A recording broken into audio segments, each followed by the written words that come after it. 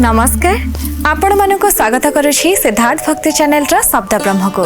12 मासरे 13 पर्व सबु पर्व पछरे रहिछि किछि विशेष कथा किंतु आज आमे जो शब्द विषय आलोचना करिबा ता टिके भिन्न नेत्रोत्सव किंतु एहा काहेकि कोन पई आमे व्यवहार करू से विषय जानिबा किंतु वर्तमान आपण माननकु जणै देबे कि आम गहन रे अछंती प्रोफेसर डॉक्टर नटवरा सतमहती महोदय चलंतु ताको स्वागत करिबा सर नमस्कार शब्द ब्रह्म को आपन को स्वागत सर महाप्रभुकर दिव्य लीला तांकर लीला विषय आमे केही भी शब्द रे वर्णना करि परिबा नाही किंतु ए जो सबु पर्व पर्वाणी रही नेत्रोत्सव मध्य रही ता कौन कहीं पालन करे थाए आमर बहुत पर्व पर्वाणी रही ठीक अच्छी 12 मासरे 13 पर्व ये सबुदिन किसी ना किसी गोटे पर्व चले जगन्नाथ मंदिर में सेमती सबुदिन चले किछि चले किंतु नेत्रोत्सव बोलिक जो कथाटी कहूछ बा आम दर्शक बंधु मानकर धारणा गोटे नेत्रोत्सव से केमिटी कौटी हुए ता कौन जेमितिक चंदन यात्रा पुष्करिणी रे हुए नरेंद्र पुष्करिणी से हुए कि समस्त देखती बा ताके रथ यात्रा जेमितिक समस्त देखुंती किंबा से भली कि तांकर आउ कौन जेमती राधाभिषेक राजा राम भेष बा से भली को हाथी बेश नागा बेश सुना बेश ये कौन ठीक से भली नेत्रोत्सव ना से भली उत्सव नुहे जहाँ को कि सबु जनसाधारण बा भक्त माने देखिपारे अर्थात यह अन्य उत्सव बा अन्य अनुष्ठान परी एक बाहर उत्सव नुहे जेमितिक आमे अणसर कथा कहला बेले कहते जे अणसर हूँ गोटे भीतर सेवा गुप्त सेवा एटा बाहर दर्शक माने देखिपारे ना नेत्रोत्सवटी ठीक से परी अणसर को लगी करी अणसर सहित जोड़ा है करी अणसर समयर कार्य सबु सरीगला परे ए नेत्रोत्सवटी हुए एवं नेत्रोत्सव ए विषय विशेष किछि कहिबार आमर आलोचना करिबार नाही ये उत्सव को आमे गोटे भाभी नैचु जे महाप्रभुंकर लीलार गोटे अंश विशेष किंतु प्रकृत रे एथिरे महाप्रभुंकर लीला किछि नाही नेत्रोत्सव रे ये लीलाटी मुख्यतः बेसी प्राधान्य लाभ करिछि जेबे नवकलेबर हुए ता माने अन्य वर्ष गुड़िक साधारण वर्ष जो थरे अणसर घरे प्रभु रुहंती सेथि सहित तार संपर्क नाही नुहे एमिति नुहे अणसर सहित तार संपर्क अछि अणसर विधि बा कार्य सरीगला परे अमावास्या दिन बा अमावास्या कौटू अमावास्या पर दिन एमती भी पड़े तार तिथि सब अच्छी से तिथि अनुसार गोटे नेत्रोत्सव पालित हुए ये एक साधारण उत्सव विशेष किसी बड़ उत्सव नुहे किंतु ए दिन कौन कौन सब करा जाए आमे देखिछु ठाकुर सब आमे तैयारी करू दुर्गा आसिले दुर्गा ठाकुर तैयारी हेबे आज्ञा सरस्वती तैयारी हेबे गणेश तैयारी हेबे विश्वकर्मा तैयारी हेबे भालुकुणी तैयारी हेबे जो मूर्ति तैयारी हो से समय गोटे कथा उठे जे चक्षुदान शिल्पी बा कारीगर से सबू कर देइथिबो आ मूर्ति रे कोनोसी आ खुण नथिबो गोटे चक्षुदान मुहूर्त स्थिर करा जिवो ब्राह्मण बा पूजक आसीबे से विग्रहर आखिरे गोटे बिंदु एमती दे देबे जाओ कमे कहूँ आखि डोला डोला आखि डोला नथिले आखि रे कौन मूल्य अच्छी ठीक से ही परी समस्त वस्तु समस्त जहाँ कहवा अंग उपांग सबू प्रस्तुत चक्षु तैयारी है सब ठीक है खाली गोटे दरकार गोटे कला बिंदु जे आखिरे से कला बिंदुटी पूजक दे दियंती बेस चक्षुदान सरीगला एमती किसी कम नुहे कि आम देखु चक्षुदान केतबेले है कौन है कौटी कौन है आम चाहू जल जल होगी केतबेले से गोटे बिंदुटा एमती लगेदेवे समय लगन अनायास से दे पारे तेणु आमर कौतूहल ये चक्षुदान टी कौन केतबेले हम देखा ये कथाटी अनुरूप सेया भगवान जगन्नाथंकर नेत्रोत्सव ठीक से भली गोटे आमर उपासनार विग्रह प्रस्तुतिर विग्रह को भक्त सम्मुखें जनसाधारण सम्मुखें उपस्थापन करने पाई ये शेष स्पर्शटी दरकार जे चक्षुदान से नेत्रोत्सव बोली करी कह जाए। चक्षुदान समस्ते नहीं चक्षुदान समस्ते केमिति करि परिबे ए विषय आमको बुझिया को पड़िबो।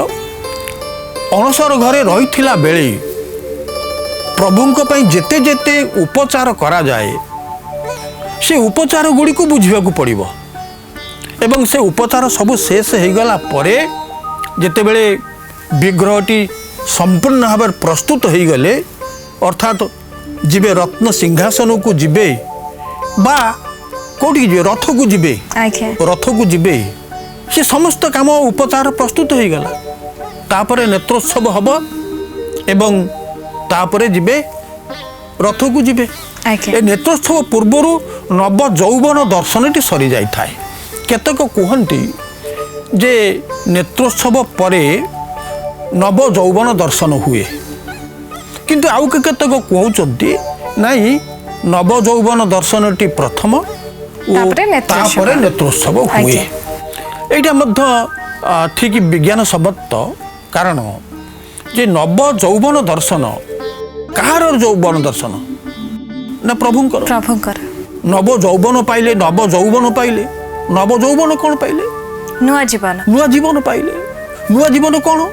कोठु आसिला नुआ जीवन जो ज्वर रे पडिथिले तापरे जो जीवन पाइले जे ज्वर रे पडिथिले कुकुड़ी कांकुड़ी हेकरी कौन हेथिबो सहजे सिठी कोठी माने स्नान मंडप रे बहुत गाधे घसा मोसा हेची सब करची अंग सब विकृत होइछि से रंग छाड़ी जाइछि तेणु तांको नहीं जाइछन्ती भितर को कौन होइछि ना प्रभु को ज्वर होइछि तेणु प्रभु को पुणी तो रथ दर्शक सामने उपस्थापन करने रथ रे विजय करने प्रभु को सेमती गोटे सर्वांग सुंदर गोटे तैयारी करने पड़ो कि नहीं ना भक्त देखिए सी आखिरे कला लेपि जाइए मुहटा सुखी जाइए रंग रही सी छाड़ी जाइए गोटे माने केमिति केमिति गोटे विकृत भले देखा कि प्रभु भक्त एमती चाहे ना तेणु अणसर घर भितर जिते सब विधि रही से सब विधि कार्य शेष हो गला परे प्रभुंकर नेत्रोत्सव पालित होगा जैसे आखिटी गोटे गोल आखि चक्का डोला डोलाटा दार चक्का परी गोलाकार सबू आखि गोलाकार आमे आखिर जो देखुचु दुई पाखक आखि टाणी हो जाइए किए कहती टणा आखि किंतु आखिर आकृति ता भीतर डोलाटा टणा नुहे केणा कणा नुहे कुजा नुहे एठी गोटे गोलाकार आपण कहतले चक्का डोला महाप्रभु का विषय रे चक्का डोला आके तेणु चक्का डोला पई डोलाटा चक्का जेहेतु गोलाकार जेहेतु मुखमंडल रे सेमती गोटा गोलाकार आकृति रहिबो आखिर आकृति रहिबो नहीं कि एवं से सब गुड़िक प्रस्तुत हो सारी थाए नव यौवन दर्शन पूर्वर तेणु ये जो गोलाकार आखि ता भितर गोटे आखि खापी दि जाव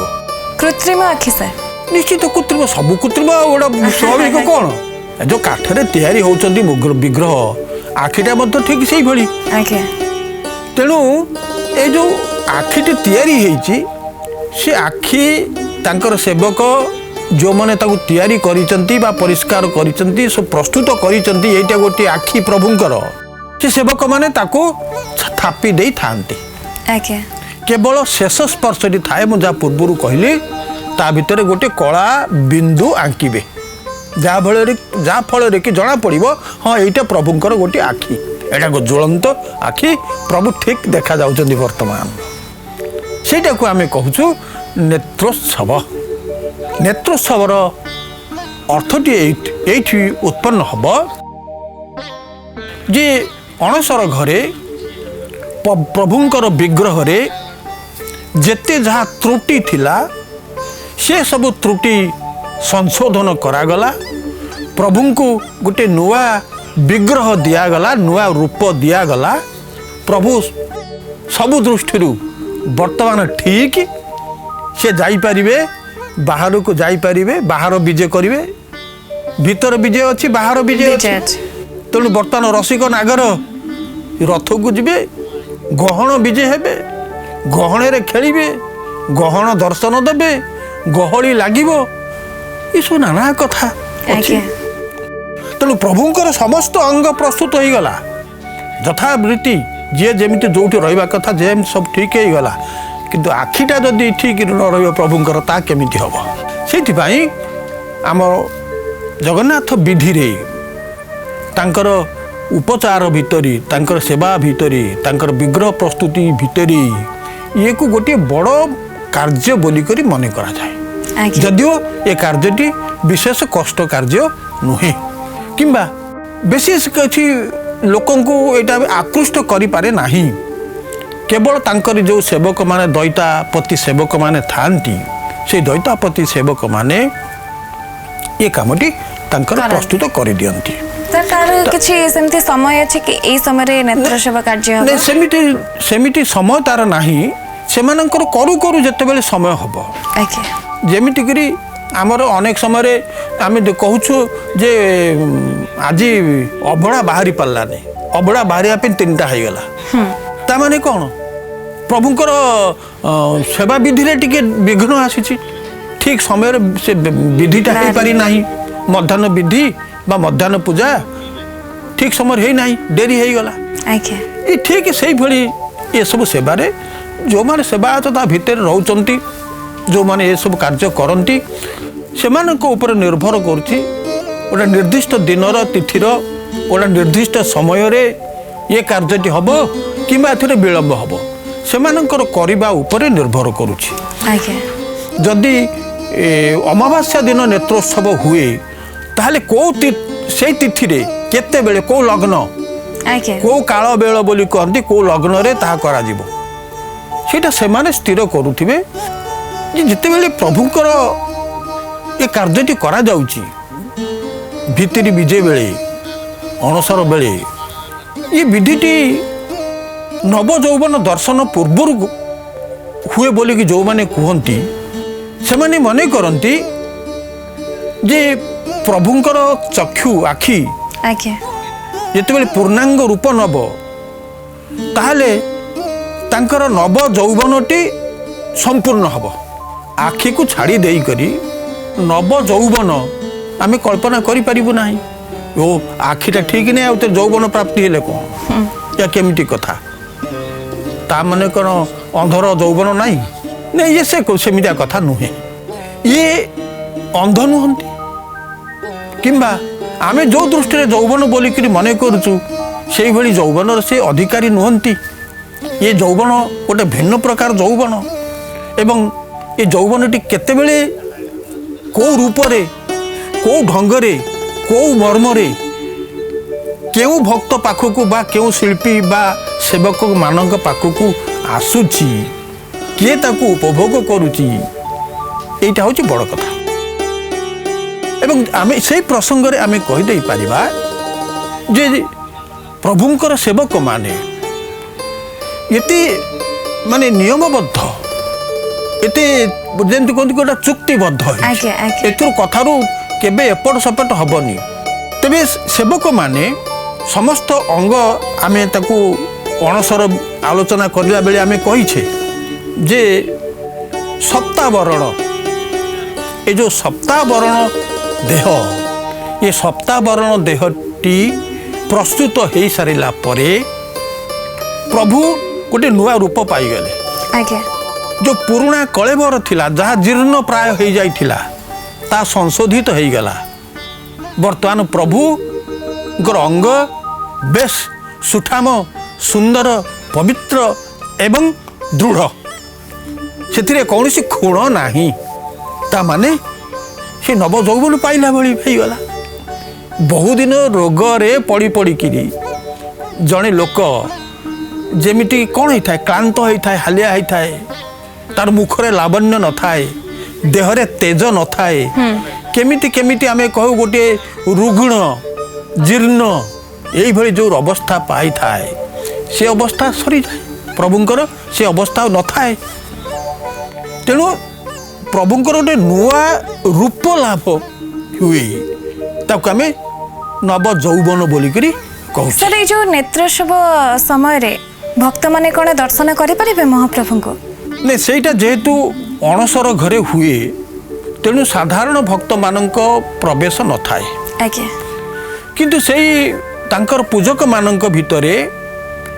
ଏଇ ଯେଉଁ ସେବା, ଗୁପ୍ତ ସେବା କେଉଁମାନେ କରନ୍ତି? ଏ ଗୋଟେ ବଡ଼ ପ୍ରଶ୍ନ। ଯେ ଦଇତା ବିଶ୍ୱାବସୁ ବା ଜରାସବରର ବଂଶଧର, ଆଜ୍ଞା, ସେଇମାନେ ଏସବୁ କାମ କରନ୍ତି। ସେମାନଙ୍କୁ ଦଇତା ଦଇତାପତି ଏସବୁ କୁହାଯାଏ। ସେଇ ସେବକମାନେ ଏ ନୀତି ସବୁ କରନ୍ତି। କିନ୍ତୁ କେହି କେହି କହିଛନ୍ତି, ଲେଖିଛନ୍ତି ଯେ ସେଇମାନଙ୍କର ବ୍ୟତୀତ ଆଉ ପ୍ରଭୁଙ୍କର ଯେତିକ ସେବକ ରହିଲେ, ସେ ସେବକମାନେ କୁଆଡ଼େ ଚାହିଁଲେ ସେମାନେ ସେ ନବ ଯୌବନ ଦର୍ଶନ କରିପାରନ୍ତି ବା ନେତ୍ରୋତ୍ସବ ଦର୍ଶନ କରନ୍ତି। କିନ୍ତୁ ଯେମିତି ଆମର ସାହାଣା ମେଲା ହୁଏ, ଯେ କେହି ଚାହିଁବ ଯାଇକି ପ୍ରଭୁକୁ ଦର୍ଶନ କରିପାରିବ, ସେ ପ୍ରକାର ବିଧି ନଥାଏ। ତେଣୁ ଗୁପ୍ତ ସେବା ଭିତରେ ଗୁପ୍ତ ଦର୍ଶନ ମଧ୍ୟ ଆକୁ ଆମେ କହିପାରିବା ଗୁପ୍ତ ଦର୍ଶନ ଥାଏ। ଏବଂ ଏ ପ୍ରକାର ଦର୍ଶନ କିଛି କିଛି ଲୋକଙ୍କର, ସେଇ ଭକ୍ତମାନଙ୍କ ଭିତରେ, ସେଇ ସେବକମାନଙ୍କ ଭିତରେ ସେମାନେ ସୁଯୋଗ ପାଇଥାନ୍ତି। ବହୁତ ପୁଣ୍ୟର କଥା, ପବିତ୍ର ଦିନଟେ। କିନ୍ତୁ ୟା ପରେ ମହାପ୍ରଭୁଙ୍କର କ'ଣ ସବୁ କାର୍ଯ୍ୟ ସମାପନ ହେଇଯାଇଥାଏ? ମୁଁ ତ କହିଲି ଯେ ନେତ୍ରୋତ୍ସବ ଆମକୁ ଭାରି ବଡ଼ ଉତ୍ସବଟିଏ ଲାଗେ। ଆଜ୍ଞା। ଯେ ପ୍ରକୃତରେ ଏ ନେତ୍ରୋତ୍ସବ ପ୍ରଭୁଙ୍କର ନେତ୍ର ସମ୍ପର୍କରେ ଏ ଉତ୍ସବ। ଏ ଦିନଟି କ'ଣ ପ୍ରଭୁ ଯାଆନ୍ତି କି ଏ ସମସ୍ତ ଅଣସର କାର୍ଯ୍ୟ ସରିଗଲା ପରେ ପ୍ରଭୁ କ'ଣ ଯାଆନ୍ତି କି ରଥରେ ବିଜେ ହୁଅନ୍ତି କି? ଆଜ୍ଞା। ଯେମିତି ଆମେ ପହଣ୍ଡି କହୁଛୁ, କିମ୍ବା ତାଙ୍କର ରଥରେ ପତାକା ଫତକା ଏ ଯେଉଁ ସବୁ ନାନା ପ୍ରକାର ମାନେ ଚିତ୍ରାୟିତ ଯେଉଁ ରୂପ ଦୃଶ୍ୟ, ସେଗୁଡ଼କୁ ବିଧାନ କରାଯାଏ। ଇଏ ପ୍ରକୃତରେ କଥାଟି କ'ଣ? ଏଭଳି ମଧ୍ୟ ମୋ ମନ ଭିତରେ ଆଶଙ୍କା ଥିଲା। ମୁଁ ସ୍ପଷ୍ଟ ଭାବରେ ତାକୁ ବୁଝି ନଥିଲି, କିନ୍ତୁ ବହୁତ ଦିନ ପରେ ମୁଁ ସେ ସ୍ପଷ୍ଟ ଭାବରେ ତାକୁ ଜାଣିଲି ଯେ ପ୍ରକୃତରେ ନେତ୍ରୋତ୍ସବ ବୋଲିକିରି ଯେଉଁ କଥାଟି କୁହାଯାଉଛି, ତାହା ଅମାବାସ୍ୟା ଦିନ ନ ହୋଇପାରେ। କେଉଁଦିନ ମୁଁ ପୂର୍ବରୁ କହିଥିଲି, କେଉଁଦିନ ଅମାବାସ୍ୟା ଦିନ ହୋଇପାରେ, କେଉଁଦିନ ଅମାବାସ୍ୟା ପୂର୍ବ ଦିନ ମଧ୍ୟ ହୋଇପାରେ। ତାର ଗଣନା ସେମାନେ କରୁଥିବେ, କେଉଁ ସମୟରେ ଆମର ନେତ୍ରୋତ୍ସବ ଘଟିବ। ଯେହେତୁ ଏଇଟା ଗୋଟେ ଅତ୍ୟନ୍ତ ଛୋଟିଆ ସେବା, ଏଥିପାଇଁ ବେଶୀ ସମୟ ଲାଗେ ନାହିଁ, ବେଶୀ ଲୋକର ଆୟୋଜନ ନାହିଁ, ଦରକାର ନାହିଁ। ତେଣୁ ଏ ସେବାଟି ଅତ୍ୟନ୍ତ ସାଧାରଣ ସେବା। କିନ୍ତୁ ଆମକୁ ଭକ୍ତମାନଙ୍କୁ ନେତ୍ରୋତ୍ସବ କହିକିରି ଗୋଟିଏ ବିରାଟ, ମାନେ କ'ଣ ବିରାଟ ପର୍ବ ବା ବିରାଟ କାର୍ଯ୍ୟ, ବିରାଟ ପ୍ରଭୁଙ୍କର ସେବା, ଏଇଭଳି ଗୋଟିଏ ଧାରଣା ଦିଆଯାଇଛି। କିନ୍ତୁ ଏହାକୁ ଆମେ ମନେ ରଖିବାକୁ ପଡ଼ିବ ଯେ ନେତ୍ରୋତ୍ସବ ପୂର୍ବରୁ ଯେଉଁ ନବ ଯୌବନ ଦର୍ଶନ ହୁଏ, ସେ ନବ ଯୌବନ ଦର୍ଶନ ଯେ ତାହା ହେଉଛି ସେଇ ସେବକମାନଙ୍କ ଭିତରେ ସୀମିତ। କିନ୍ତୁ ତାହା ବଡ଼ କଥା ନୁହେଁ। ବଡ଼ କଥାଟି ହେଉଛି ଯେ ନେତ୍ରୋତ୍ସବ ପରେ ପରେ, ତାର କେତେ ଘଣ୍ଟା ପରେ ହୁଏତ ପ୍ରଭୁ ଏବେ ରଥକୁ ବିଜେ ହେବେ ଏବଂ ରଥଯାତ୍ରା ଅନୁଷ୍ଠିତ ହେବ। ସେଥିପାଇଁ ପହଣ୍ଡି କରାଯିବ। ସେ ଯେଉଁ ବିଧି ସବୁ ରହିଛି, ତାହା ଗୋଟିଏ ପରେ ଗୋଟିଏ ବିଧି ସମାପ୍ତ ହେବ। ସେଇ ଅଂଶଟି ହେଉଛି ଗୁରୁତ୍ୱପୂର୍ଣ୍ଣ ଅଂଶ। ନେତ୍ରୋତ୍ସବ ପରେ ଗୋଟିଏ ସମୟ ନିର୍ଦ୍ଧାରିତ ହେବ, ଯେଉଁଥିରେ କି ପ୍ରଭୁମାନେ ବିଜେ କରିବେ। ପ୍ରଭୁ धाड़ी पहंडी रे जिबे किंबा गोटी पहंडी रे जिबे तार पुणी धाड़ी पहंडी एवं गोटी पहंडी कथा अछि प्रभु को को भाव रे रथ को निया जिवो एवं रथ रे बसै दिया जिवो चार माल लागे खोला दिया जिवो घोड़ा लागिबे ये सब नाना प्रकार जो विधि विधान ये परी विधि विधान पृथ्वी रे विरल अन्य कौनसी राज्य रे अन्य कौनसी संस्कृति रे यही परी गोटे विराट आयोजन बहु लोकंकर मेल बहु लोकंकर साहाय्य दरकार एमती विचित्र अद्वितीय एभली नहीं तेणु एभली एक अद्वितीय पृथ्वी व्यापी एभली एक अद्वितीय पर्व एक जानी यात्रा बहु लोकंकर संपर्क बहु लोकंकर सहयोग एवं बहु भाव रे भिन्न भिन्न रूप रे भिन्न भिन्न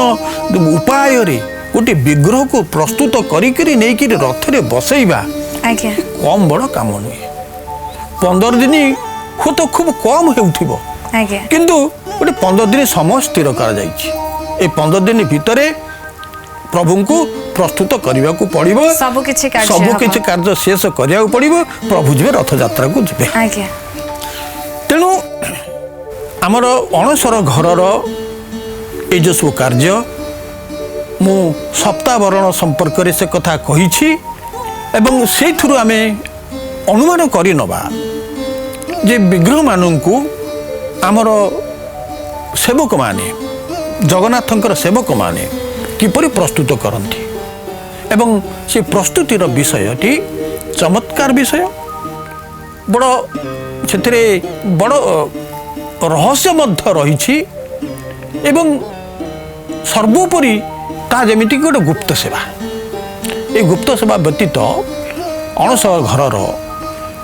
आ विशेष किसी तात्पर्य अच्छी बोलिकी मु भावु नहीं जहाँ अच्छी भक्त दर्शक मानक पई रथ यात्रा बेले से मानकर समस्त उत्सुकता आवेग मनर आशा से सब परिपूर्ण हब किंतु अणसर घरे थिला बेले खड़ी लगी ठारू आरंभ करी नेत्रोत्सव पर्यंत जेते जेते विधान रही ये विधान गुड़िक भारी सूक्ष्म विधान सेवक मानू से प्रस्तुत होगा बहु उपचार प्रस्तुत करिया पड़ुची दीर्घ उपचार मध्य दीर्घ समय गोटे दिन रे चाहिए आमे हो तो गोटे मूर्ति तैयारी कर दे पारिबु काठरे मूर्ति आमे तैयारी कर दे पारिबु किंतु से मूर्ति को साधारण मनीष जो भली शरीर बा आमर जो शरीर ठीक से भली परिकल्पना करी ताकू गोटे स्वयं सुंदर जहाँ कह पूर्णांग गोटे दिव्य सुंदर शरीर प्रस्तुत करने बहु कष्टकर महाप्रभु को महिमा सबुठी प्रकटित से तो कहुए तांकर महिमा होची अपार कृपा होची अनन्य आज आम आलोचना करुले नेत्रोत्सव विषय रे अनेक किछि कथा जानिले किंतु वर्तमान समय अनुमति दौनी कार्यक्रम को आग को बढ़ाई आमको ये विदाय नहीं कि जावाई पड़ो हेले आगामी अध्याय पुणी आपण मानक पाखरे पहुँची जीवु किछि भिन्न शब्द नहीं नुआ शब्द नहीं सेतेबेला पर्यंत आमको विदाय दियंतु रहिलु नमस्कार।